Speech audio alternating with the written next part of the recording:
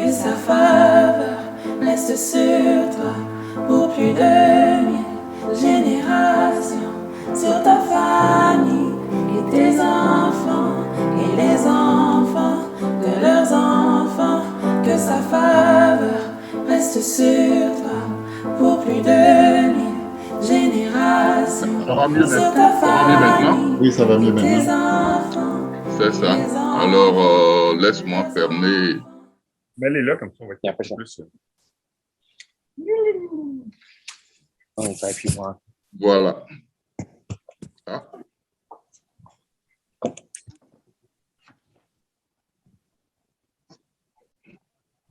On se tasse un petit peu, parce que là, c'est pas super confortable là, pour moi.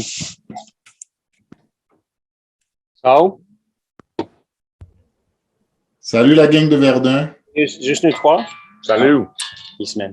Ouais, c'est ça, c'est la moitié de la gang de Verdun. Well, l'affaire, c'est que il y en a qui ne savaient pas que c'était pas par groupe de famille. Fait qu'ils se présentaient chez moi. Fait que, oh my God, okay, well. Au moins, Où est ton chien? au moins, j'ai amené un gâteau de fromage. Ah, yeah. OK? Yeah. Is that me? Oh, is it this? Non. No, but Joey! Il y a echo, il y a genre un echo. Não, menino, não aqui no negócio. Você vai sair para lá fora. Show off. Joey, come on. It's like a special spot. Come on. Hey.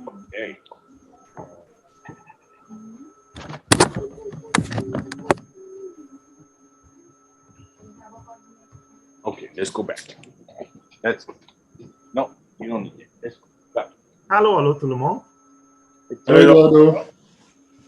Est-ce qu'il y a un code pour la réunion? Non, il ne devrait pas. Yeah. OK, so, c'est le code que j'ai mis. C'est Parce que dans mon cellulaire, il demande un code. Je ne sais pas pourquoi. Attends. Il y a- Manuel, est-ce qu'il y a un code avec le courriel que tu as envoyé? Il y a un code d'identification. Est-ce que c'est un service juste pour les hommes aujourd'hui? Oui. Non. Angela, Il y a Melinda qui est sur l'appel, il y a Edna, there's. Madame la il y Liberté. a André. C'est André Montréal. André Montréal. Pas André La Liberté. André Montréal. Eduardo essaye 670-633.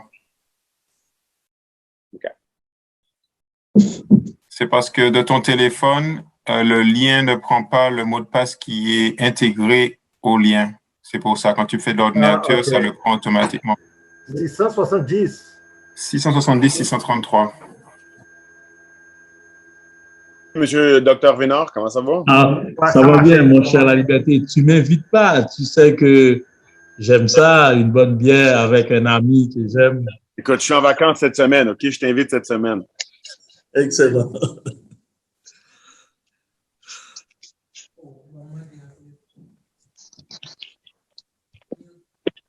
Toi, est-ce que tu es en vacances, André-Paul? Non, pas encore, mon cher, pas encore. Jamais de vacances pour André Paul. Qui t'a dit ça, Caleb? Comment tu travailles? Honnêtement, c'est pas l'Esprit Saint qui t'a révélé ça, c'est mon bon ami Simon.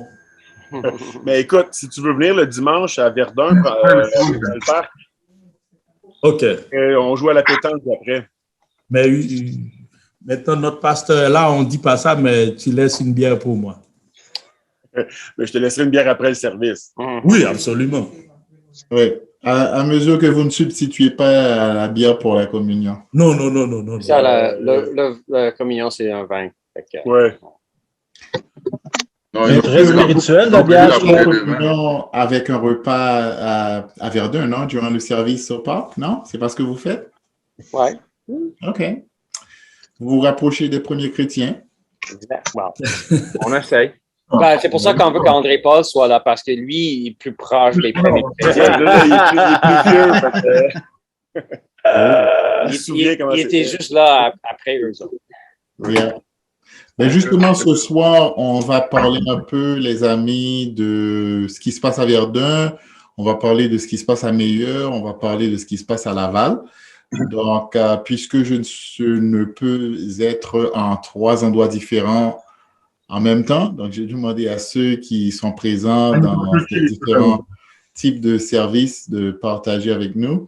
Donc, mais pour commencer, je vais vous inviter à vous joindre à moi. On va dire un petit mot de prière et on espère qu'il y aura plus d'autres personnes, plus de personnes qui vont se joindre à nous par la suite. Donc, voilà, bienvenue à tous. Salut Manuela, prions ensemble. Seigneur, Dieu Tout-Puissant, nous te remercions de nous accorder la vie en cette belle journée d'été. Nous te prions d'être avec nous ce soir et que le temps que nous allons passer ensemble puisse nous fortifier, nous encourager et nous inspirer afin que nous soyons en mesure de faire face à tous les obstacles, à tous les défis et afin que nous puissions faire rayonner ta gloire à travers nos paroles, nos actions, nos interactions dans l'Église et à l'extérieur de l'Église. Seigneur, nous vivons dans un monde, dans une société où nous voyons que le mal continue à s'épanouir, beaucoup de violence, beaucoup de conflits éternels. Les gens se laissent aller à la débauche et tu nous appelles, Papa, à être une lumière. Et nous savons que cela demande énormément de patience, de retenue, de sacrifice. Et nous ne pouvons y parvenir sans ton aide. Donc, nous te prions d'être avec nous, de nous fortifier ce soir à travers les partages de tous ceux qui vont partager. Et nous te prions pour tous les chrétiens à Montréal de les fortifier au nom de Jésus-Christ. Amen. Donc, voilà, encore une fois, bonsoir à tous. J'avais demandé à 3 personnes de partager ce soir. J'ai demandé à Patrick Kelly de partager brièvement sur l'expérience à Verdun. Comme vous le savez, ou si vous l'ignorez, je vous le rappelle, on a un service, on fait le service en ligne, mais on fait simultanément le service à Meilleur, le service dans le parc à Verdun. Puis tout récemment, on a commencé avec un service dans le parc sur la Rive-Nord à Laval. Donc, l'idée, c'est vraiment de donner plusieurs opportunités aux chrétiens afin de se réunir. Donc, sans plus tarder, j'aimerais céder la parole à Patrick Kelly de Verdun pour nous parler un peu de comment ça fonctionne à Verdun et puis c'est quoi l'expérience. Décris-nous un peu l'expérience à Verdun, Patrick. Bon, d'accord. Merci, Stanley. On a commencé, peut-être que je vais mettre ça. J'exclus mes coéquipiers là, pour l'instant. Oui, on a commencé ça comme au début de l'été. Et honnêtement, je sais qu'à chaque été, même avant le COVID, il y a quelqu'un qui n'est pas sur mute. Anyway, en tout cas. Avant COVID, on avait l'habitude de se rencontrer au moins 1 fois ou 2 fois par année au parc. Puis c'était fun. Puis ça, c'était comme, au lieu d'aller à l'église, on allait au chalet. C'était faire le camping au parc, ce genre de choses. Camping au lieu de faire les genre.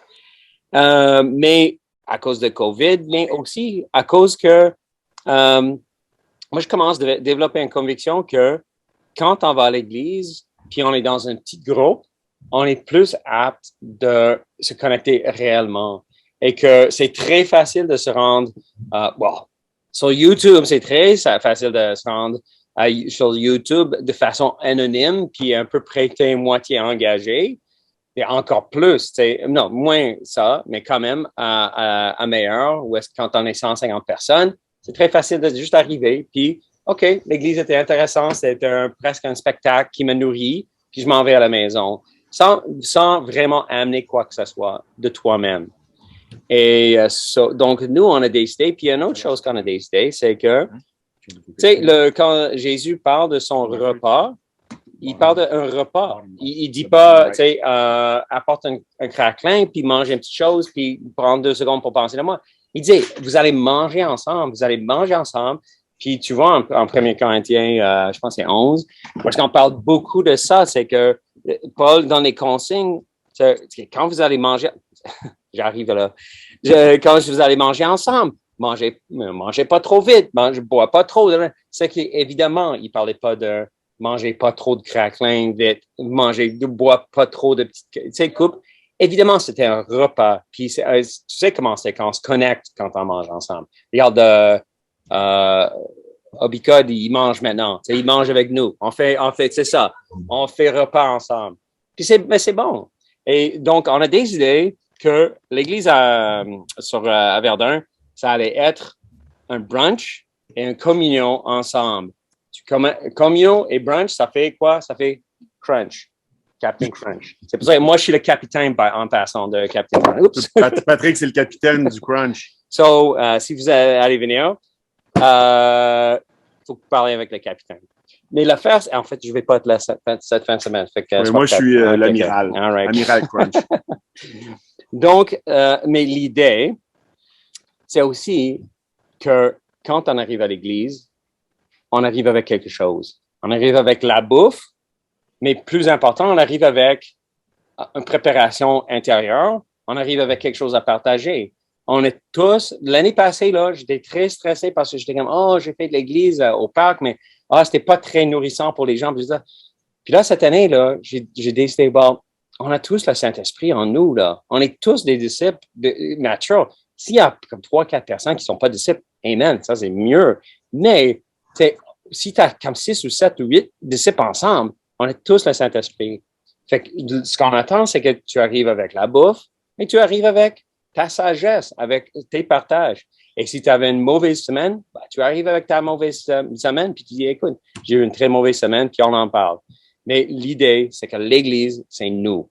Et je veux juste conclure avec une chose, c'est que c'est ça qu'on fait présentement parce que c'est l'été. Mais ce que moi, je veux vraiment, c'est que si vous décidez de venir nous rejoindre à Verdun, vous pouvez venir comme visiteur, puis après quelques couples de semaines, vous retournez à Meilleur ou faites ce que vous voulez. Mais ce que je cherche réellement, c'est un noyau des personnes qui veut réellement faire une église, pas pour se séparer de notre grande communauté, mais pour faire une vraie église. Des gens pour qui je peux compter. Des gens pour qui, quand il commence à neiger, on décide une fois par mois, faire ça quelque part à l'intérieur, que vous allez être là. Puis vous allez inviter vos voisins. Puis vous allez apporter pas juste un petit peu de bouffe ou rien du tout, mais vous allez apporter la bonne bouffe, vous allez apporter une bonne attitude, puis vous allez apporter vraiment ce que le Saint-Esprit t'a guidé à partager avec nous. Donc, ça, c'est ça ce qui se passe à Verdun. Vous êtes tous bienvenus. Merci, Patrick. Merci, Patrick, de partager. Si vous voulez savoir où c'est, ça c'est acheter le Captain Crunch, puis vous suivez ça. Et c'est difficile, mais je pense que vous êtes capable de trouver, mais vraiment, on est là. OK? So, ça c'est. Okay. Et merci pour ta façon très créative, Patrick, de nous expliquer l'expérience. Je pense que ça motive, ça va attirer les gens. Il va falloir, par contre, des détails un peu plus spécifiques que ce que tu viens de nous montrer sur la boîte. Je sais que c'est pour rire. Mais en fait, tout le monde, vous avez l'adresse, vous pouvez réserver avec Patrick. Donc voilà, ça se passe à Verdun. C'est un petit noyau, on est en train d'arroser le noyau et on sait que le royaume va s'épanouir à Verdun. Donc, on va sans plus tarder passer la parole à André-Paul. André-Paul, lui, lui et sa famille sont régulièrement à Meilleur. Puis, on n'est pas en grand nombre à Meilleur, on est une vingtaine de personnes. Puis, j'ai demandé à André-Paul aussi, comme personne qui est là régulièrement, de partager aussi brièvement comment tu décrirais cette expérience pour toi à Meilleur lorsqu'on fait le service là-bas, André-Paul. Écoute, merci Stanley. Moi, je voudrais juste te dire que, en fait, depuis qu'on a recommencé à faire des rencontres de dimanche à Meilleur, disons, je suis toujours allé, disons, dès la deuxième rencontre, je suis toujours allé là-bas. Alors, ce que je peux dire de cette, disons, expérience du retour, c'est que j'aime bien cette expérience. Ça fait du bien d'aller là-bas, de rencontrer des frères et des sœurs, comme Stanley l'a dit, même si on n'est pas très nombreux, on est entre 25 maximum et 15-16, mais ça fait toujours du bien de rencontrer des frères et des sœurs, de prendre du temps après l'enseignement, après la communion pour se parler, se reconnecter, se donner des nouvelles et aussi on prend du temps après la rencontre pour, en plus, comme je dis, de se donner des nouvelles, mais de vraiment rester pour passer du temps. C'est un peu plus que d'habitude, s'il n'y a pas une activité. Quand on fonctionnait normalement avant la pandémie, s'il n'y a pas une activité, en général, les gens, soit qu'ils ont des activités ailleurs ou ils ont des rendez-vous, se dépêchent de quitter, mais en général, depuis qu'on a repris les rencontres là-bas, les temps de communion durent un peu plus. Et en plus de ces temps de ressourcement, de communion fraternelle, de partage, mais on prend le temps aussi dans nos conversations, dans nos blagues, pour rire un peu en tant qu'amis, en tant que frères et sœurs. Donc, en tout cas, personnellement, ce que je peux dire de ça, moi, ça me fait beaucoup de bien, mais je pense que je peux deviner aussi avec les gens avec qui j'ai eu à converser, je suis en interaction quand je suis là-bas. On a même eu la chance d'avoir notre Simon de Verdun qui nous a visités puis qui nous a enseigné. Puis Simon et moi aussi, on a eu initié de belles conversations, de partage parce que j'étais arrivé un peu plus tôt, un peu tôt avant le début, puis même après aussi, on a continué nos conversations. Je peux conclure que c'est une belle expérience de retour pour moi là-bas. Amen. Merci André-Paul. Donc, comme vous l'avez entendu de la bouche d'André-Paul, l'expérience est en quelque sorte différente de ce qu'on avait avant la pandémie. Donc, avec une emphase sur la connexion, dont on encourage aux gens de rester davantage, d'interagir ensemble, puis ça permet une connexion plus profonde. J'aimerais juste ajouter une petite note qu'on est très reconnaissant envers toi, André-Paul, et puis envers toi, Roselaine, et votre fille Audrey-Anne, parce que vous êtes venus à plusieurs reprises avant le service, assez tôt pour nettoyer la salle, pour désinfecter. Donc, je le mentionne premièrement pour vous remercier publiquement, mais deuxièmement parce que je sais qu'il y a certaines personnes qui sont inquiètes par rapport à est-ce qu'on prend le temps de désinfecter la salle, est-ce qu'il y a des risques de contamination. Bref, on fait tout ce qu'on peut. Donc, et voilà, Meilleur est ouvert, comme vous le savez. Donc, on vous invite c'est une option qu'on vous offre pour adorer Dieu ensemble, pour connecter. Dimanche dernier, on a chanté à cause des nouvelles consignes du gouvernement qui nous permettent maintenant de chanter. On a chanté avec les masques. C'est pas aussi étouffant que vous puissiez, que vous l'imaginez. Donc, ça s'est bien passé. On a chanté ensemble et ça faisait un drôle d'effet parce que c'était la première fois en 18 mois que dans un groupe à l'intérieur de l'église, on chantait ensemble. Donc, c'est Eduardo qui nous a dirigés dans les chants, puis c'était super, très encourageant. Donc, merci pour le partage, André-Paul. Donc, sans plus tarder, on va se tourner vers Eduardo qui va nous parler un peu de l'expérience que lui, il a à Laval avec le groupe sur la rive nord qui font une rencontre dans le parc. Vas-y, Eduardo, on t'écoute. Et merci, Stanley. En fait, est-ce que vous m'entendez? Oui. OK. En fait, on a eu l'opportunité de faire une seule rencontre à l'extérieur à Laval. Mm-hmm. On a quand même mis dans le calendrier 2 autres, mais à cause de la météo, on a dû, malheureusement, la semaine passée, la semaine avant, c'était trop menaçant et on a dû décider au dernier moment d'annuler, malheureusement. Mais la première rencontre qu'on a eue là, c'était un grand succès. Honnêtement, on a pris comme inspiration les services de Verdun.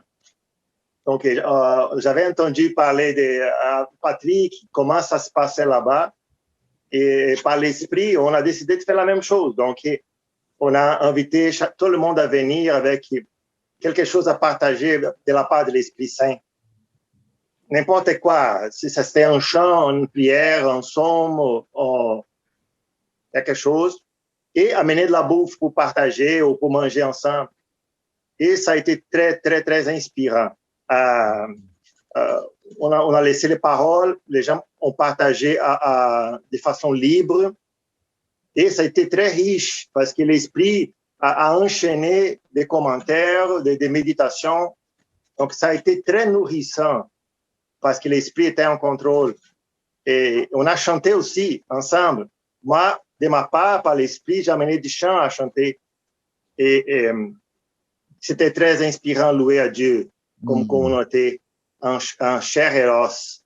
Et on a mangé, on avait des visitants qui étaient là-bas, donc on a eu de la communion. C'était vraiment très inspirant. Et je vous encourage à venir. Les gens sont libres là-bas. Si les gens veulent participer ou non, amener la bouffe, si garder un peu distant, garder la masque, les gens peuvent garder. On est à l'air libre, donc c'est bien sécuritaire là. Et ça fait du bien. Aussi, je partage un peu sur Meyer parce que j'allais aussi à Meyer. Quand il l'a plu, je suis allé à Meyer. Et à Meyer, c'était très inspirant aussi. Rencontrer d'autres frères et d'autres sœurs, et avoir la communion fraternelle, de s'encourager, et de chanter ensemble comme on a fait. L'esprit était très joyeux à l'intérieur de moi et à l'intérieur de chacun qui était là-bas. Je vous encourage, si vous n'êtes pas allé encore, allez dans un de ces 3 services-là, faites ton effort là, vous allez voir que ça va être très, très, très, très encourageant. Amen. Bravo. Merci, Eduardo. C'est très inspirant. On va passer une bonne partie de la soirée, les amis, à prier. On va aller en salle de réunion pour prier. Mais avant ça, j'aimerais partager quelques pensées avec vous. Je n'ai pas vraiment un enseignement proprement dit. 2 passages que j'aimerais partager, mais je peux peut-être même paraphraser, si ça se dit, les 2 passages. Donc, en fait, voilà ce que j'ai en tête à vous partager, c'est que il y a une opportunité qui se présente devant nous. Okay? Puis c'est souvent comme ça que Dieu fait les choses. En sortant d'une crise, souvent en tant qu'humain, la nature humaine, on veut revenir à, entre griffes, la normale, ce qui nous est familier, ce qui nous est naturel. Puis souvent, Dieu utilise ces moments difficiles pour nous guider vers une autre direction. Je cite un exemple dans Actes chapitre 8. Vous connaissez tous le contexte et l'histoire. Il y a une grande persécution contre l'église de Jérusalem. Puis, les disciples se dispersent. Donc, ça pourrait paraître comme quelque chose de catastrophique pour le royaume. Et pourtant, Dieu utilise cet événement-là pour faire que l'Église s'épanouisse davantage, parce que l'Évangile se propage partout dans le monde tel qu'on le connaissait à l'époque. Donc, je pense que pour nous, aujourd'hui, on peut aussi se dire que, bon, peut-être que la meilleure chose à faire, c'est de revenir à la normale, mais est-ce que c'est vraiment la volonté de Dieu? On ne sait pas. Je sais que ce qu'on fait maintenant peut être en quelque sorte déstabilisant pour certains. Peut-être pas pour tous, mais je sais qu'il y a certains qui vont dire que, on a quelque chose à Laval, on a quelque chose à Verdun, on a quelque chose à Meilleur. On veut certainement pas que ces activités rentrent en compétition, OK?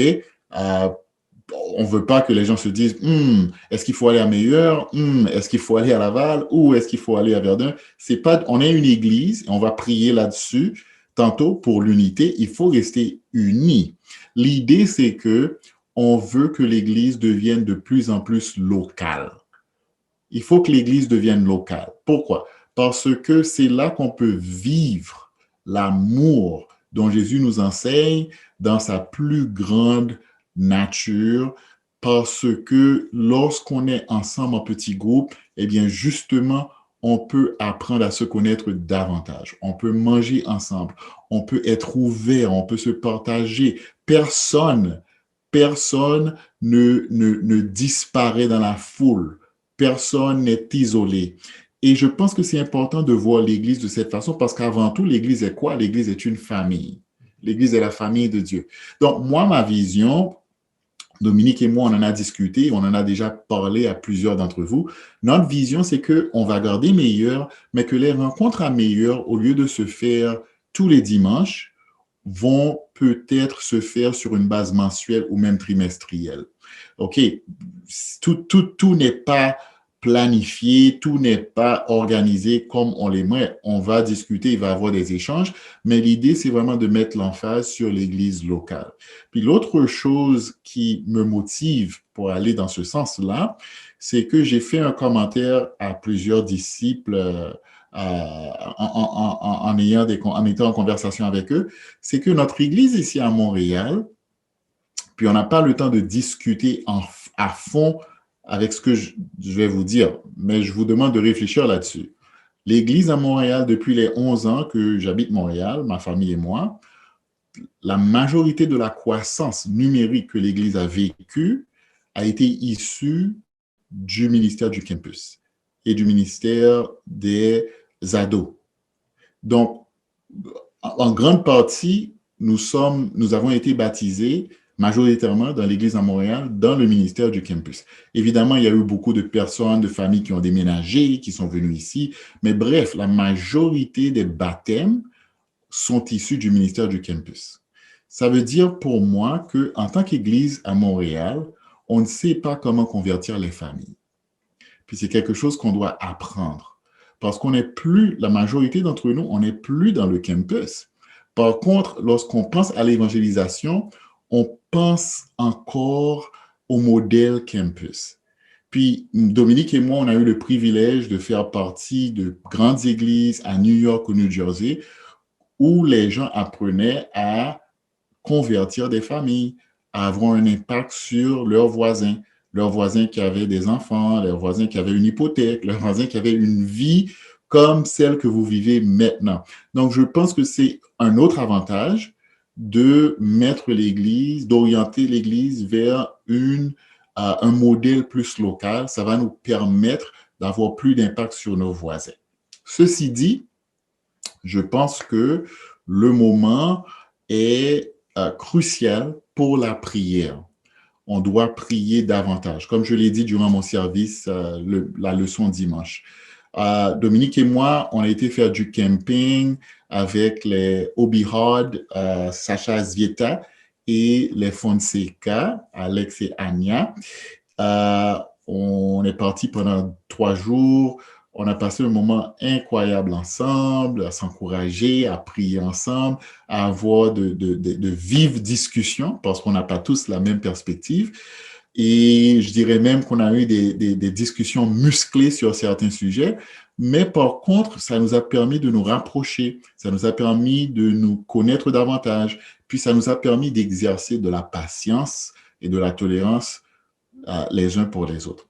Je pense qu'on est à une époque fragile, où l'Église est fragile, où l'unité de l'Église est fragilisée, parce qu'il y a tellement de questions qui peuvent nous diviser. Puis je pense qu'il ne faut pas prendre l'unité de l'Église pour acquis, les amis.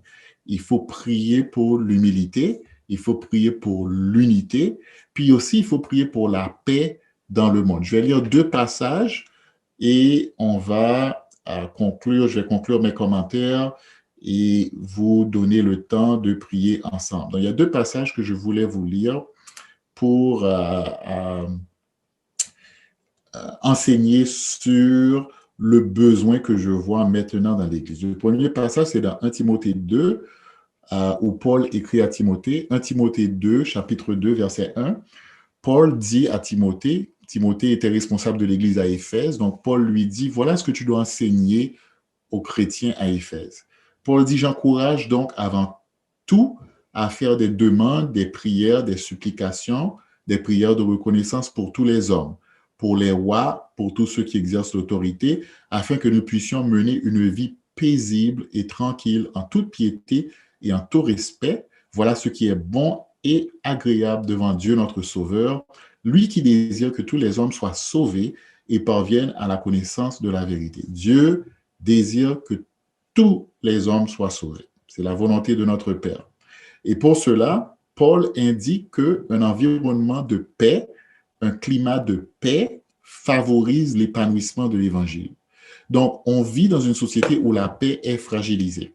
En revenant du camping, cet après-midi, Dominique et moi, on écoutait les informations et comme vous, on apprend qu'il y a eu une fusillade à Rivière-des-Prairies, on apprend qu'un homme a été abattu par la police à Repentigny. Il y a une vague de violence partout dans le monde. Puis, en tant que chrétien, on peut avoir cette attitude défaitiste de dire, bon, il n'y a pas grand-chose qu'on peut faire. Puis, il y en a certains qui vont éviter d'écouter les informations. Puis, il y en a d'autres qui vont être tellement absorbés par les informations qu'ils deviennent anxieux. Puis là, ce que Paul nous demande de faire, c'est qu'on doit prier. On doit prier davantage. On doit prier individuellement. On doit prier en groupe. Puis développons cette culture, les amis, à chaque fois qu'on est ensemble, qu'on prie.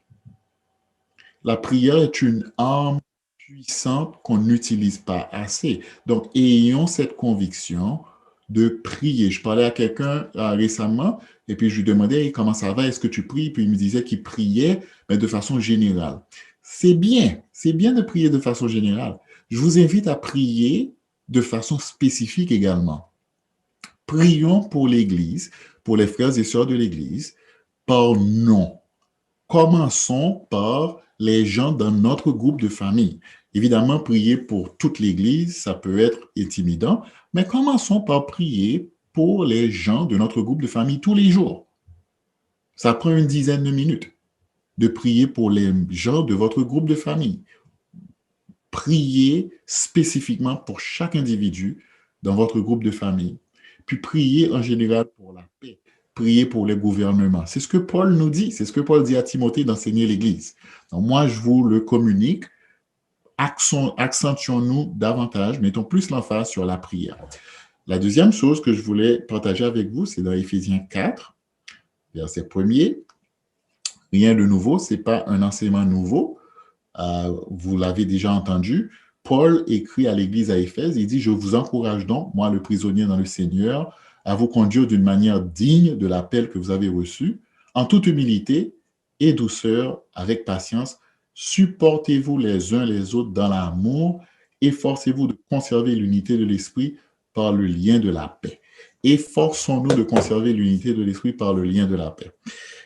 Il y a deux extrêmes qu'il faut éviter dans l'Église.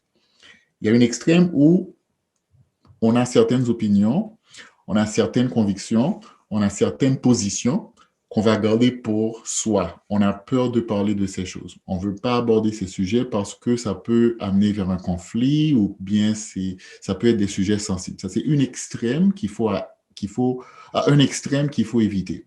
L'autre extrême, c'est lorsque on est toujours vite à partager ses convictions, à partager ses opinions et les partager d'une manière qui assume que vous avez raison et que les autres ont tort. Donc là, on peut avoir un ton condescendant, on peut se rire des opinions des autres, on peut avoir une attitude enflée d'orgueil qui n'est certainement pas comme Jésus, qui n'est pas chrétienne. Donc, comme dans toute chose, il faut chercher l'équilibre, il faut chercher le milieu. C'est quoi le milieu? Parlons de ce qui nous tourmente, parlons de ce qui nous préoccupe, parlons de ce qui nous inquiète, mais faisons-le avec humilité, faisons-le avec tendresse, faisons-le avec amour, soyons prêts à écouter. Comme je le disais, pendant notre temps de camping avec les autres Big Hod et les Fonseca, on a eu des sujets de conversation, que ce soit coronavirus, que ce soit la politique, la géopolitique, que ce soit l'immigration, bref, que ce soit l'alimentation. Il me semble que n'importe quel sujet qu'on abordait, on partait dans des directions différentes. Puis moi, ce que j'ai apprécié, c'est que on a pu s'exprimer, on a pu rester dans l'amour, dans le respect, on a pu se donner des câlins à la fin. Et pour moi, c'était un exercice d'unité. Donc, il faut, les frères et sœurs, constamment prier pour cette attitude d'humilité où on est prêt à conserver l'unité. Oui, on est prêt à se prononcer et puis à dire, voilà ce que je crois, voilà ma conviction, voilà ma position, mais on est tout à fait prêt également à écouter l'autre puis à chercher à comprendre. Si on fait ça, on va être une Église plus unie encore et Dieu va bénir l'Église. Donc, soyons des agents, chacun d'entre nous, soyons des agents qui allons travailler vers l'unité. Ne soyons pas les agents que le diable va utiliser pour créer la division. Ne sois pas l'agent, le vecteur que le diable va utiliser pour créer la division. Sois plutôt un agent qui va créer l'unité. Puis tu peux demander à ceux qui te connaissent et à ceux qui t'entourent, c'est une preuve d'humilité, de dire, quand tu penses à moi, est-ce que mes interactions, est-ce que mes commentaires, est-ce que mes actions, est-ce que ça avance l'unité ou est-ce que ça sème la division? Parce qu'on a tous cette responsabilité de préserver l'Église qui est quoi? Qui est notre famille. Donc, voilà les amis, j'espère que ces paroles vous touchent et que vous allez réfléchir, méditer là-dessus. Donc, j'aimerais ouvrir les salles de réunion. Puis, si vous voulez prendre quelques minutes pour discuter aussi avant de prier, sentez-vous libre de le faire. On a environ une trentaine de minutes. Donc, je vais vous mettre dans des groupes de 3. Comme ça, vous n'aurez pas, il n'y aura pas énormément de personnes dans le groupe, donc vous aurez plus de temps pour discuter. Donc, Stanley? Oui. Nous, ici, on est 4 personnes en personne. 5 personnes en personne. OK, donc dans ce cas-là, vous pouvez avoir votre conversation juste entre vous-même. OK? Puis... il y a des 4 Amorim ici, je vois ici. Oui. Okay. Donc, on va faire de très petits groupes, peut-être 2 écrans, et puis comme ça va vous donner amplement de temps pour partager. OK? Donc, voilà, je crée. Puis, si vous êtes dans le cas des gars de Verdun, comme Patrick nous l'a fait remarquer, si vous êtes 4 ou 5 déjà, donc, sentez-vous libre de prendre le reste de la soirée ensemble. On ne va pas revenir ensemble. Prenez le reste de la soirée, discutez ensemble, mais surtout priez. Ne discutez pas 29 minutes et puis priez pour 1 minute. Mais prenez le temps de prier. C'est bon? On vous aime. Continuez très fort, les amis. Bye bye tout le monde. Bye. C'est bon, là. Bye bye tout le monde. Bye bye. À dimanche. Que sa faveur reste sur toi pour plus de générations, sur ta famille.